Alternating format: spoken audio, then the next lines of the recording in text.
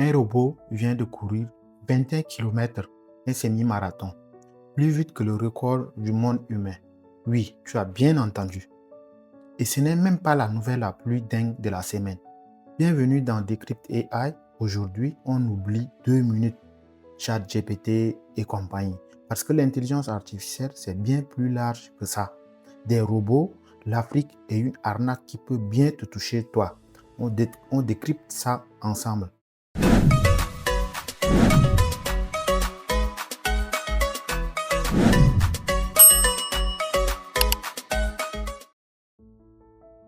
Commençons par ce robot coureur. Lors d'un semi-marathon en Chine, un robot humanoïde a bouclé les 21 km en 50 minutes et 26 secondes. C'est plus rapide que le record du monde humain sur la distance. Un robot humanoïde ici, c'est quoi? Un robot humanoïde, c'est un robot à forme humaine. Une tête, deux bras, deux jambes, des mains. L'idée, c'est qu'il puisse évoluer dans nos espaces, nos maisons, nos usines, nos rues qui sont faits pour des corps humains. Mais l'espoir sportif n'est qu'un symptôme. La vraie nouvelle, c'est qu'en 2026, c'est que 2026 est l'année où ces robots passent du prototype à la production de masse. Pourquoi est-ce que c'est important? 1. Les usines tournent. L'entreprise Figure produit désormais un robot par heure dans son usine. Boston Dynamics, de son côté, a réservé toute sa production 2026 de son robot Atlas à 2 clients, Hyundai et Google DeepMind. 2.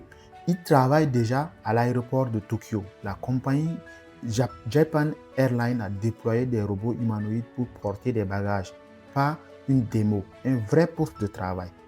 Ce qu'on voit là, c'est que c'est de l'IA physique, ce qu'on appelle aussi l'intelligence artificielle incarnée. Jusqu'ici, l'intelligence artificielle vivait dans un écran. Elle écrivait du texte, générait des images. L'IA physique, c'est une intelligence artificielle qui contrôle un vrai corps dans le monde réel. Elle voit, elle bouge, elle manipule des objets. 3. Les prix s'effondrent. Le robot G1 de l'entreprise Unitree coûte environ 16 000 $. C'est encore cher, mais on est très loin des millions qu'il y a quelques années. Et la Chine veut en déployer des dizaines de milliers d'ici la fin 2026. Pourquoi ça te concerne? Même loin de la Silicon Valley. Parce que pendant des années, l'intelligence artificielle menaçait surtout des métiers de bureau. Là, elle entre dans le monde physique, logistique, usine, manutention.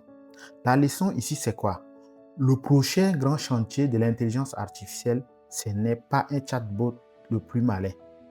C'est de donner un corps à l'intelligence. Et comprendre ça aujourd'hui, c'est avoir une longueur d'avance. Si des plus grands opérateurs télécoms africains, MTN, Orange, Vodacom, Airtel, Axian et Ethio Telecom, se sont alliés pour construire des modèles d'intelligence artificielle dans des langues africaines. Leur slogan, en Afrique, par l'Afrique, pour l'Afrique. Premier résultat concret, un modèle de raisonnement en Swahili présenté comme ouvert. Ouvert, ça veut dire quoi? C'est open source. Ça veut dire que le modèle est mis à disposition de tous. N'importe qui peut l'utiliser, l'étudier et l'améliorer gratuitement.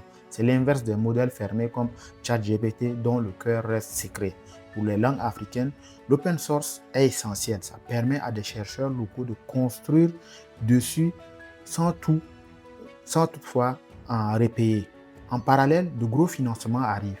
Des programmes comme Lingua Africa mettent des centaines de milliers de dollars sur la table pour l'intelligence artificielle en langue africaine, avec un objectif clair, toucher 1 milliard d'Africains avec des outils dans leur langue d'ici 2029. La leçon ici, c'est quoi?